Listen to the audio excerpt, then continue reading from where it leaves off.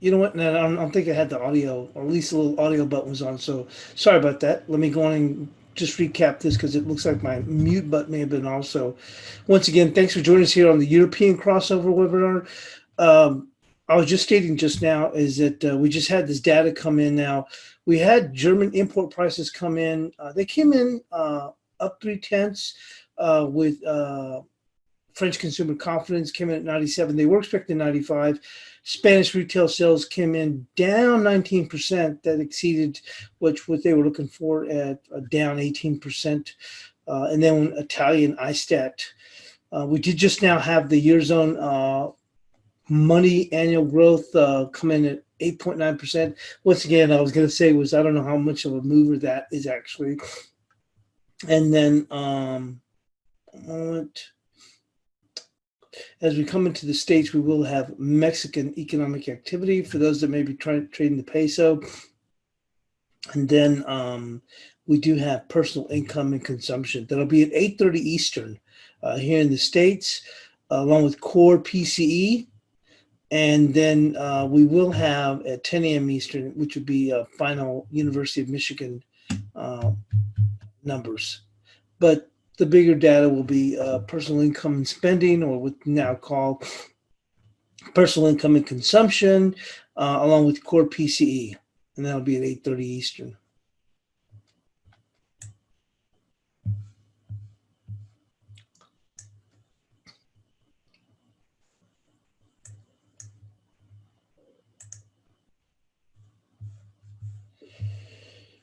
Let's see, taking a quick look here with the euro. We're still pretty much really down here, down the dumps. If you look at this, we haven't moved very much at all.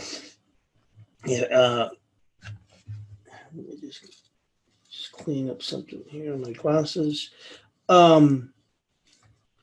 We came down here. You can see that here on the 2-hour chart.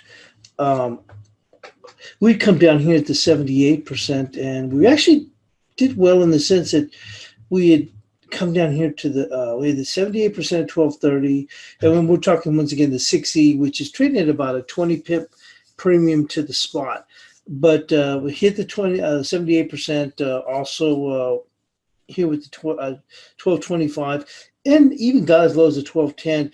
We did bounce up, but and the market's fairly oversold. I would have expected a little bit further move higher over time. I'm saying I would have thought by now we would have potentially moved on up here really closer to what I thought was going to come was over here at the 12, right around the 12.76. I thought we'd probably already be at that point. I myself had taken a short, I think when we rallied, almost at 12.50. I was looking for really just above that, and we kind of hung around that. We just wouldn't break it, really very much slower. Basically, got out for I think a couple of ticks or something like that. But nonetheless, I thought that we would end up pushing up into this area here, especially considering at least I thought that the market was pretty oversold. So I'd probably get, once again, not being uber bullish as I said, but at least we'd get a bounce. That would probably take us up here, considering we'd already hit these technical levels in here, 12.25 and down all the way down to 12.10, the 78%. But we're still pretty much down the dumps is basically what I'm trying to say, for lack of a better phrase. We'll take a look at cable. Same thing here, really down here. Haven't really been able to pick up anything here. Just very, very low. Now we've kind of floated around here. You can see here we're languishing here on a VWAP that I have that I'll show you here. If you look at is the VWAP from the March lows, March 20th lows. So we're still hanging around here. It'll be interesting if we do hold this area. And then I've got a VWAP that is the most recent low, which is on May 15th. Now that's what we can see here. When we broke lower, we really moved that momentum, but we're still holding above the VWAP from the March lows. Pair all the way, pull this back here. So we're still holding in here.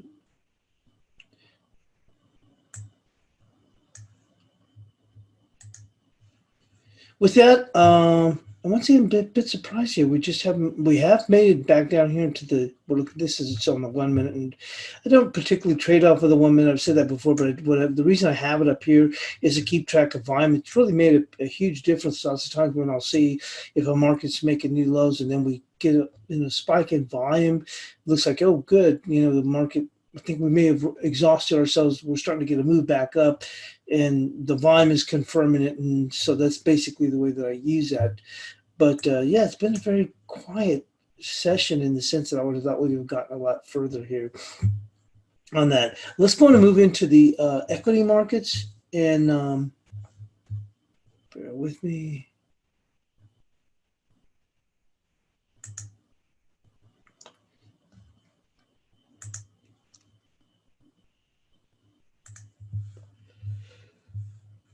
This has been interesting because bear with me.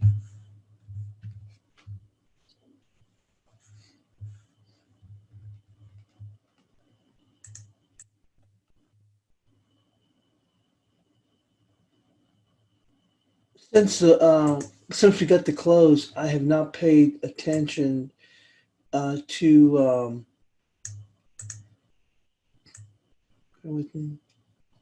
what has transpired. I actually was trading these spoos is I thought they were going to break higher, and essentially they did. And we did make this run up here in the 3080 area here. I didn't even think we'd make it that far. I thought we'd make it around 3067. And you can see here that we pulled back a little bit, made another run back to 3080. Hang on, made another run, hitting a little bit of a high here. I mean, high as far as it took out that high, and making it all the way up to 3082 to take out those highs. And since then, we've gone and paired back. You can see here, we've slipped back here.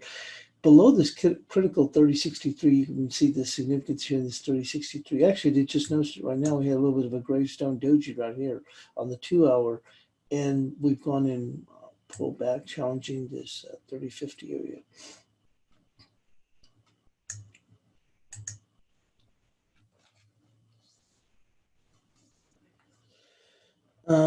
The 30-minute still remains in a buy mode, but pretty much not too far away from tripping this back into a sell mode here.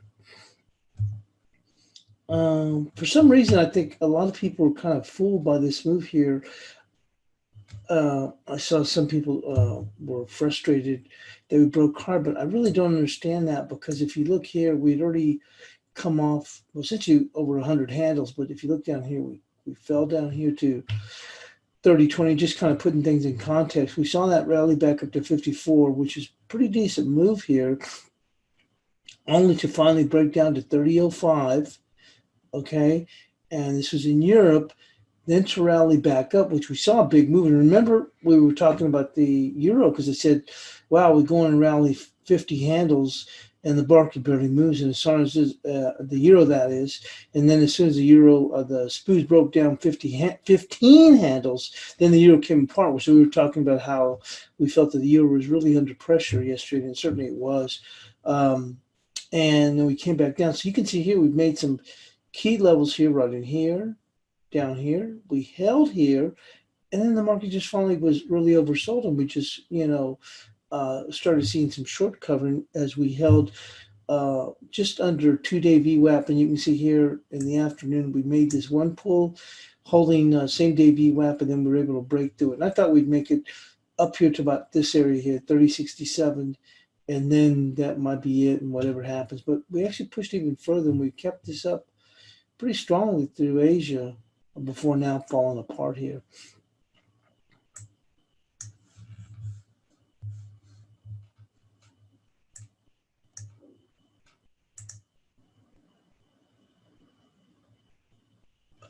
Mark says, do you get your VWAP or your broker's data feed?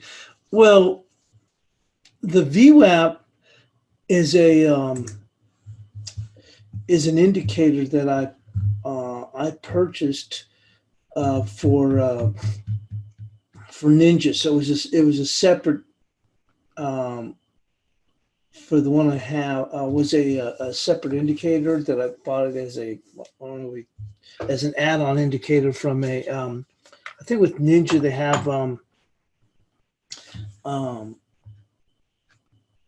different companies or individuals that can sell indicators. I'm not much of I'm not much of an indicator person as far as I don't use any oscillators per se. I mean, I'll do and use, you'll see here with the moving averages to kind of give me an idea of where momentum is going because these markets do trade, even if it's on short term, do trade on short term momentum. But I did buy the indicator as a separate piece. And the reason I got that one, or I like that one, you can see it here, it's anchored VWAP. So of course I'll have what they call the same day VWAP, but then I can go and set it up for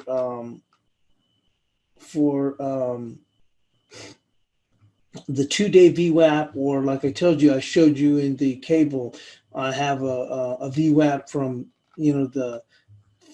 a significant low, which was in March. And you can see here that the market's been holding here. One of the things that I was noticing yesterday was as we made the move down there, I thought, okay, I don't think the cable's going to break much more. And we were coming close to a 78%, I believe, at that time. But that kind of gives me, here's a perfect example. Like I said, even here, we saw that yesterday and I pointed this out also, as we broke here from 2-day VWAP. You can see here we got the momentum dragged us down. We came back and challenged 2-day VWAP, and then if you can see here that the market's broken it down, so you're going to fade against VWAP is going to be essentially what the if you want to call it strategy or direction you want to go with. And we saw one more challenge back up in here, and then you can see the market rolled over. So when we came down here, you can see here we were looking at VWAP, look right here, to be sold against moves as it came up to 2-day VWAP. You can see that here. We had already gotten above same-day VWAP, so you would think, okay, they're going to realistically defend it. And in the afternoon, I was looking for this to go on and I said it's biding its time before a possible, and I said possibly, there's never no guarantees, but because we had held up so well here, that's what I'm saying. We'd already come down here and look, the market was very oversold to start with, but we'd already come down here and challenged this area into the 320s, then came all the way down to 305. We rallied up to 350. We came back and held here. So really the market was open for a rally back. So I'm not sure why people were so surprised, but once again, like I said, we're holding here 2-day VWAP. So I was thinking, okay, it's just biding its time because we've already come down here. And then, of course, when we saw this dip, it dipped right to single-day VWAP, and then we made a move here. So, but I mean, yes, it comes from, it's an indicator, but I'm saying the data is supported from my data provider, excellent data provider too, company called Rhythmic. They're considered the top line of the industry. So, anyway, that's enough there. So let me go on and cover the news. But it's a relatively quiet day if you look at this overall, although we have seen the S&Ps now back down from here.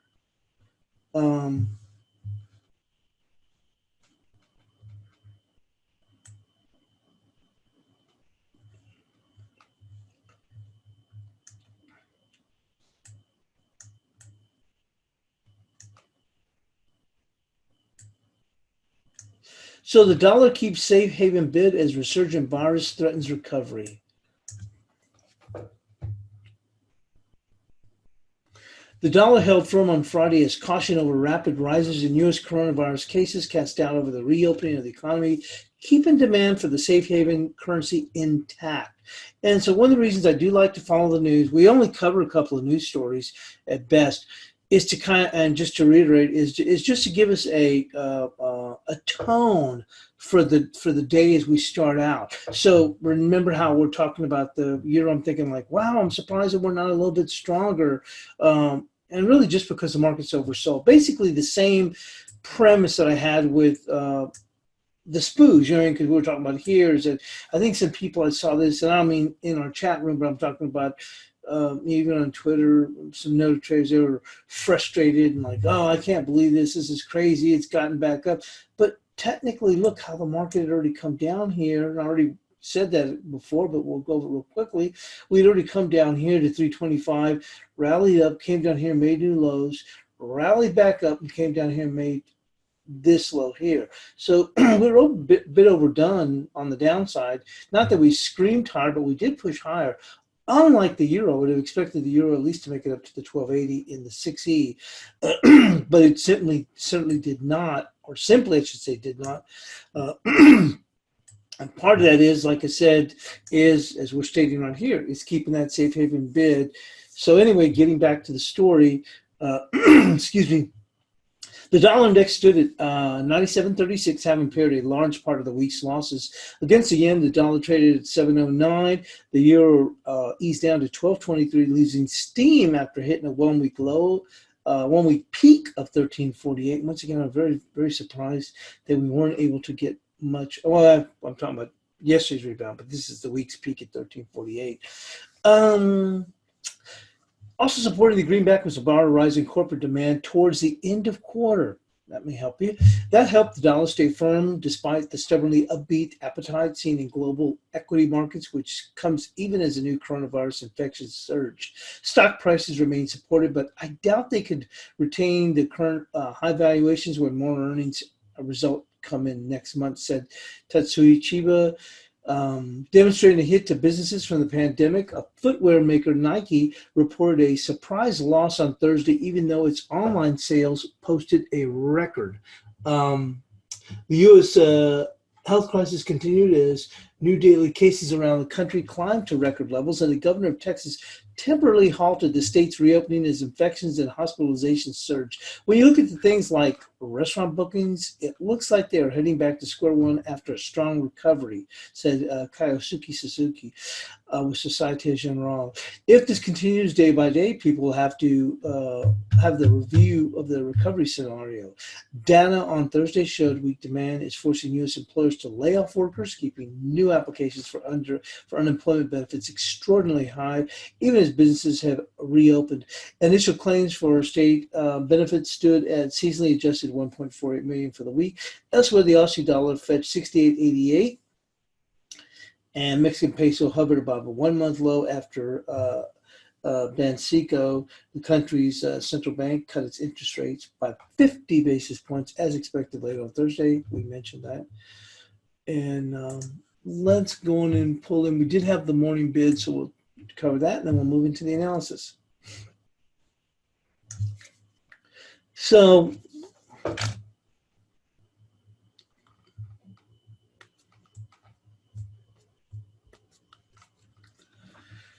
world markets are caught in a tug of war, and that much is clear from the gyrations in stocks, bonds, and FX in the past weeks. Encouraging economic data provides a push for further stock market gains. Surging coronavirus infections pull on sentiment, though these opening forces have sent the S&P 500 up by as much as 1.8% this week and down by as much as 2.4% with Thursday's gains, leaving it flat. So to the end of choppy week, Asian stocks eked out slight gains after the U.S. set up a record for a one-day increase in coronavirus cases. Hong Kong shares slumped 0.8 after U.S. Senate passed bill to sanction people and companies it considers helping China to restrict the territory's autonomy. China's markets were shut for a holiday. European shares opened higher. Wirecard, which collapsed, owing creditors $4 billion after disclosing a gaping hole in its books. While an easing in European lockdown rules bodes well for sentiment in the region, headlines from other major economies may lend itself to caution. Governor of the state of Texas temporarily halted reopening. Central banks showed no signs of letting their guard down in the face of the crisis. Federal Reserve said on Thursday it would cap big bank dividend payments and bar share repurchases until at least the fourth quarter, after finding lenders faced significant capital losses when tested against economic slump. And Mexico's central bank cut its benchmark to the lowest level in nearly 4 years, citing worries and growth of an uncertain outlook as the coronavirus pandemic ravages Latin America, the second largest economy. One notable beneficiary of the global uncertainty has been gold, which is heading for a third straight week of gains. It has risen more than 1% this week, scaling in a new year, 8-year high near 1,780 on Wednesday. You can see this run we've had here in gold. They can pop out. Yeah, there it is. Pops out a little bit here for a little bit bigger move. You can see the move we've seen here in gold. In currency markets, the dollar is holding firm as caution over the rapid rise in coronavirus case casts doubt after the reopening or over the reopening of the economy, keeping demand for the safe haven currency intact. Dollar index has pared a large part of the week's losses, and that's going to be it right there. But you can see why the dollar continues to remain still well bid or holding its bid. So with that, we'll move into the analysis.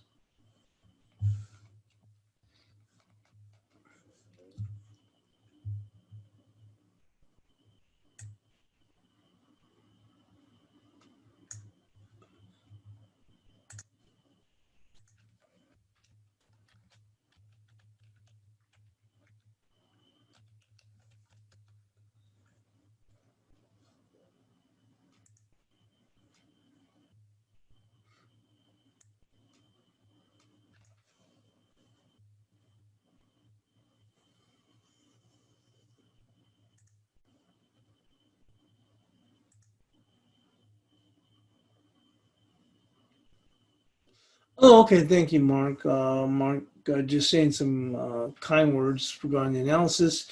Let's go and move into the FX.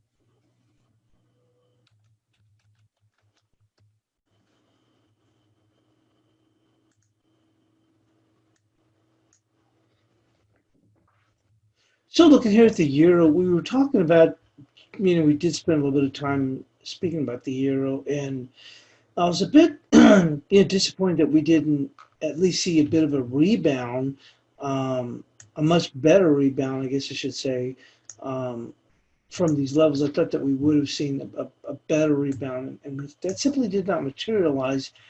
But as we're covering about the stories, the dollar is retaining its bid, safe haven currency bid, in light of what we've seen in equities. And we did see the equities come off of those lows, but the concern is that we're going to run into month-end selling, and because we have seen that expansion in U.S. coronavirus cases, I guess their concern is that we're waiting for the next shoe, well, maybe not the next shoe to drop, but that the selling will continue.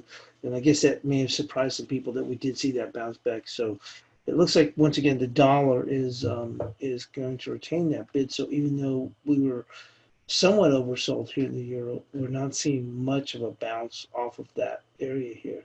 So that being said, we'll take a look at as far as where we could rally to. Looking at resistance, certainly doesn't look like we're going to push up at all. But at least right now in spot,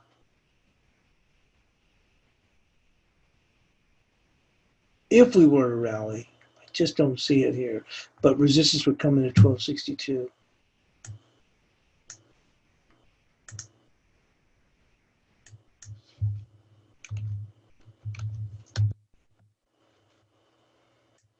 And support,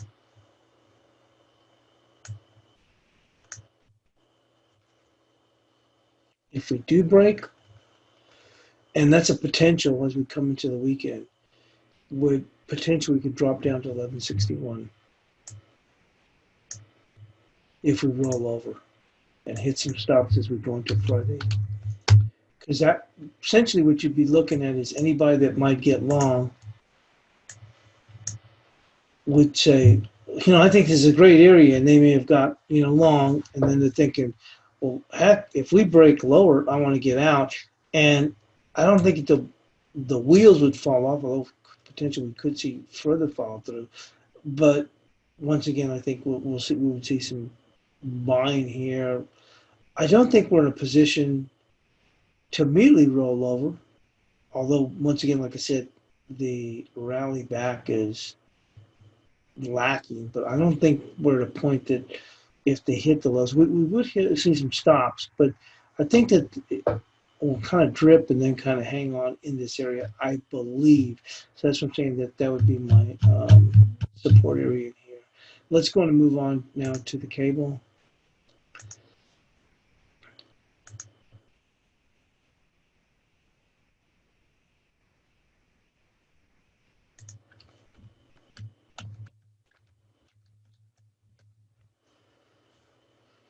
Same thing here. We're just kind of languishing near these lows, and we're just not doing anything. If we do break lower,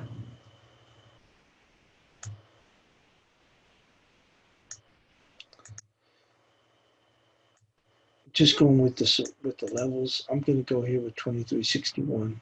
Same thing. I don't think it's going to break completely lower. Anything's possible. Now, what we do mean by this is when we say this is the bias chart support, this is the bias chart resistance, sometimes we'll get it close to where that ends up being pretty close to the high or the low for the day. But what that means is that's an area where we expect volume to come in.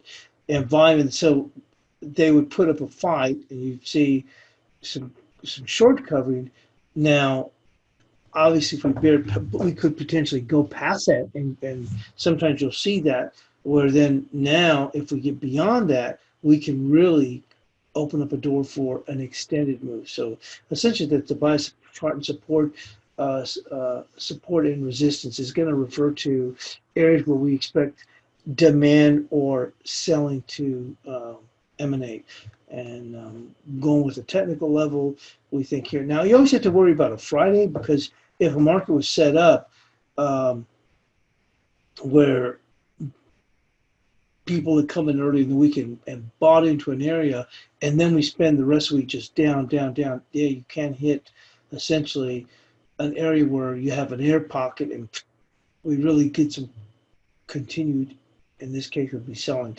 I just think that we're just kind of in a precarious situation. One of the things is that also at the dollar, it is holding safe haven bid, but the thing is that the U.S., one of the reasons I think that the euro held, and I thought it was going to hold around that 78%, a little bit lower, which we did, and we came off of those lows, was that the cases are the place where they've got all the problems is here in the U.S. So it might have a safe haven bid because of what's going on with equities, but other areas like in Europe are doing better. So you would think that they would. And someone was asking yesterday, why is the Aussie dollar doing so well? And I was like, well, probably because they're actually the one area that has done the best. I mean, they're beating everybody as far as how they've done overall with handling the coronavirus and keeping those cases to a minimum. And so that, I believe that's why they've retained their bid status. So if you look at the euro versus the dollar, yeah, the dollar's the safe currency bid, safe currency right now, or safe haven currency in light of what's going on with equities. But nonetheless, we're the area where everything's all messed up. So you would think that that would have a lesser, it'll have, let me put it to you this way, and I'll put this in context. So when the moves that we saw in the cash dollar, the moves that we've seen in the equity markets, you'd have thought we'd been going to the frickin' moon. You see what I'm saying? We're 100 handles off of our highs from earlier in the week. We fell off 100 handles, 100 plus handles. You'd have thought this thing would at least be up at 99. And once again, I think that's the reason why, is because we're the area that has all the problems with the coronavirus. So that's what I'm saying is So when you think about this, like, well, yeah, I'm surprised the euro's not even higher. Yeah, I am too. But we're into Friday, and the concern equities fall further. But it's not like we're taking off in the cash dollar index. We're not taking off at all whatsoever. So anyway, let's get back to the cable. Just wanted to go on and clarify so it doesn't sound like I'm just babbling off in some kind of a wild circle or something. But anyway, nonetheless, it'll be 2361. And then for the upside, let's go into a 2 hour chart because right now we're just kind of stuck around here, not doing a whole lot of anything here. Not no real movement to speak of. So on the 2 hour chart, resistance would come in. I'm going to go right there, which would be, let me give it a little bit further. Right there, you see coming across here from here to here, right there. That would be resistance, which would be 2462 at this point. 2462.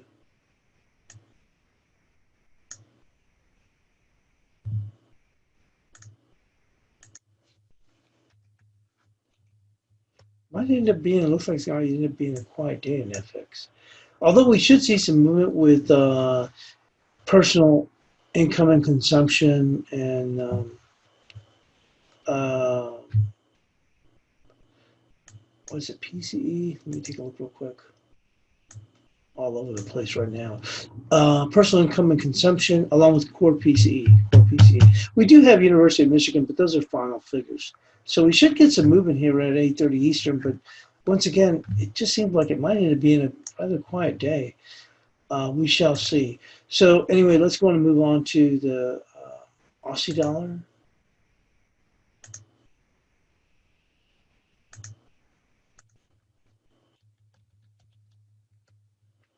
You see how we're just, it's keeping its bid. Someone was asking me yesterday, well, when does it become bearish? And I go, we have to break to levels because there's nothing to say that this is bearish. You see what I'm saying? And it's holding its bid up in here. And you're thinking, how can the Aussie be holding its bid up here if it's considered a risk on currency? And just specifically to look at SPOOs, they've fallen over 100 handles from earlier in the week at one point. Well, the reason is because their region is doing the best. You know what I mean? So henceforth, that's why he's keeping that bid. So looking here, I think it's not just, there's not going to be any changes.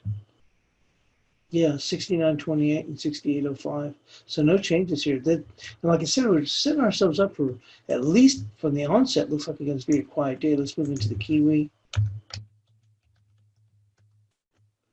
Same thing here. You see, look at this tight range. And we're still keeping you thinking, I don't get it. U.S. equities are lower. Why isn't this lower?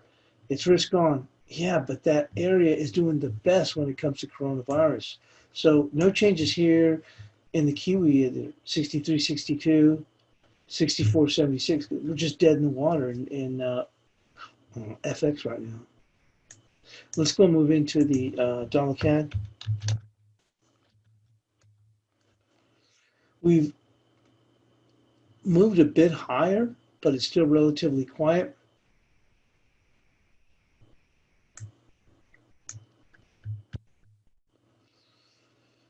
And this is going to stay the same. 36.76 on the upside, downside 35.65. And we are just, look how quiet yesterday's trading was.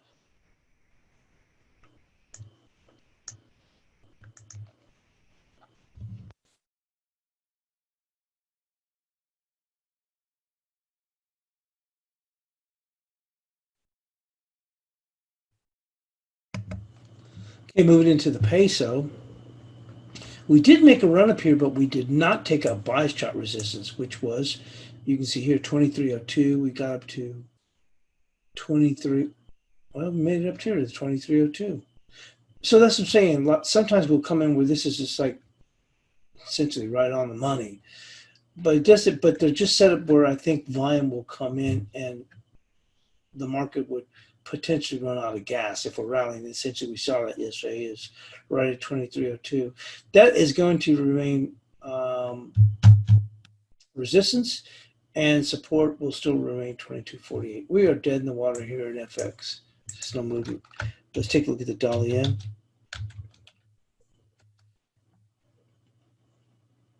Same thing here with the dollar yen.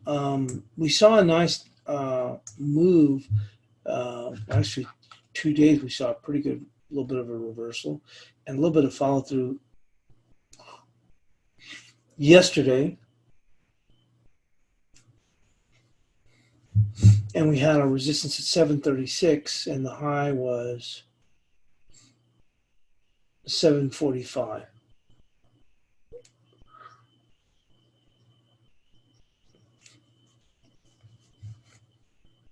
So this is going to stay the same as 736 with the low of 662 if we do break lower.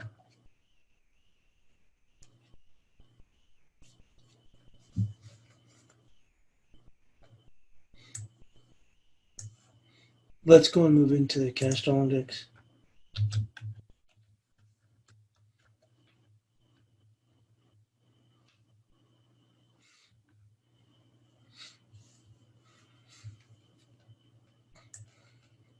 Same thing, we're trading very, very, very quiet. Our high for yesterday was, our bias chart resistance was 97.44 and we made it up to 97.61. Because we still have equities a bit under pressure, we'll move this, but once again, as I told you, the dollar index isn't going bananas or anything like that. We would expect bigger moves in light of what's going on with indices. We can finish the week a little bit stronger if we do see a further deterioration in equities, but resistance is just going to be right there on this close of that bar, 97.66. So we're just moving it up a little bit.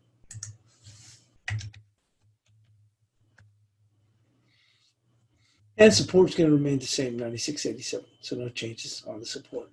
Let's move into the cross rates.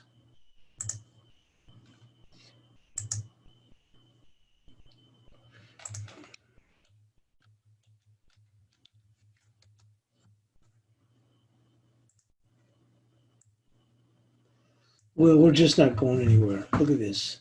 We are just, look at this. We are just not going anywhere today. Look at that.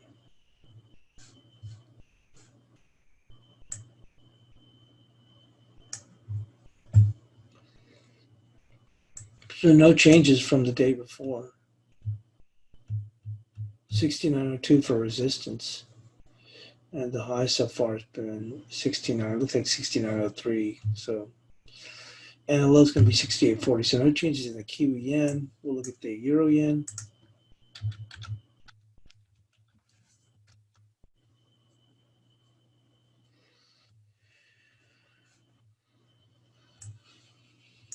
Yeah, we're just not really going anywhere. It is just quiet as all get out. And you can see here, bias chart support 1992.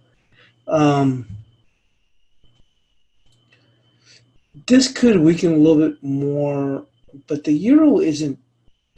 I'm just going to just leave this here, this 1992. We are pretty close. I'll tell you what, we'll go with the low from a few days ago, which was 1991. So, okay, we'll keep the 1992. And on the upside, the only thing, yeah, we will move the upside a little bit lower. So here, the upside resistance is going to be 2047.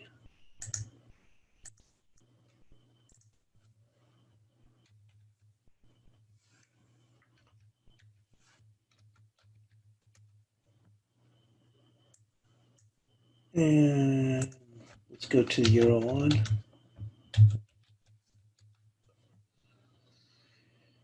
Sheesh, this is nuts. We're just, look at this.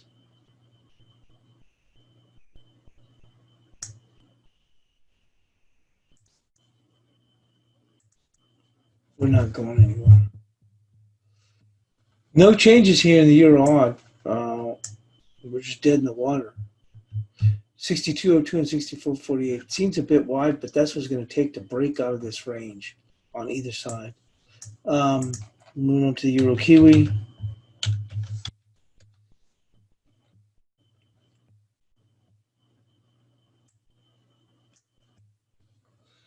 Pressing just a tad bit lower.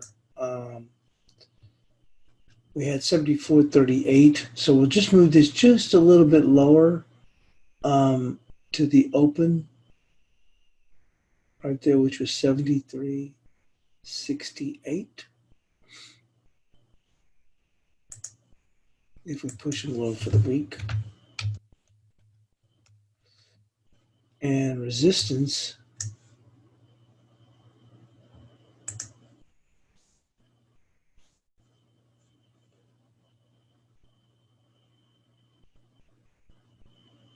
is going to be right there, 74.76.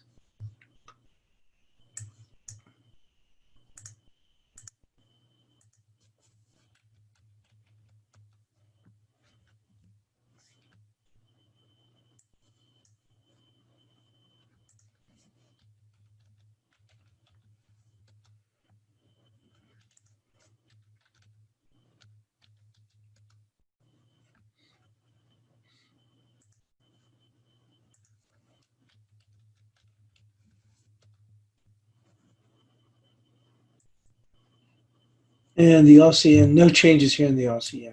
We're just dead in the water. Look at that. You think you'd be looking at a 30-minute chart or something. That's a daily chart. No changes here with the Aussie. 74.02, downside 73.32. It just dead. And move on to the guppy.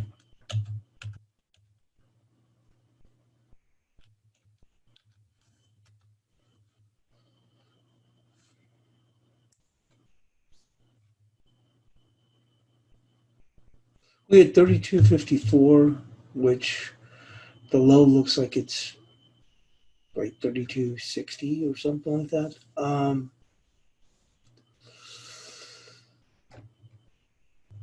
Pretty key area too. But we can break a little bit lower. Let's take a look at the 2-hour chart.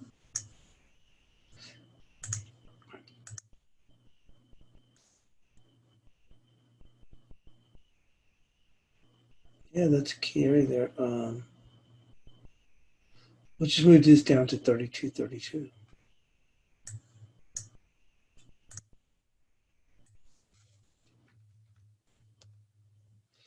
With the upside, resistance is going to be right there. 33.51.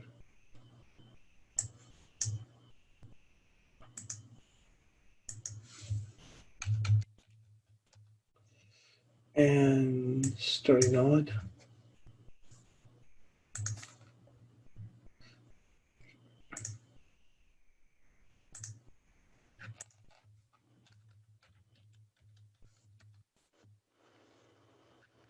Well, we're just not able to get back above this 80.89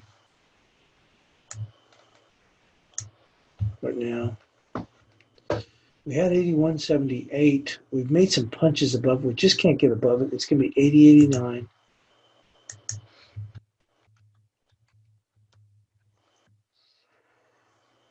And the downside is going to be this low right here, which is going to be 79.48.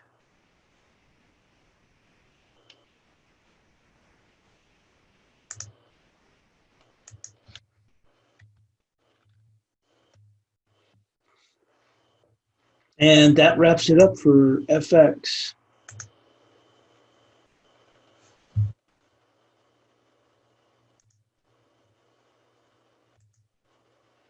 Taking a quick look on the currencies we just saw. Right now, we just saw the euro pop up. Look at that. We're making a little bit of move here. New highs. And look at the volume. You see here? Pretty good strong little clip of volume. So gives you an indication we can still push up higher. May have been some people that were short looking for a move lower and got knocked out of the positions, but decent volume. So it would suggest that we could see some further follow through. Remember, I was looking for a move up here yesterday to 1276.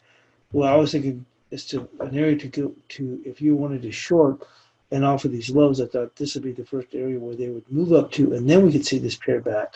But potentially we can move up there. But you can see here the market with a pretty good little clip of volume there. And cable, see, cable's still relatively dead in the water here. No movement.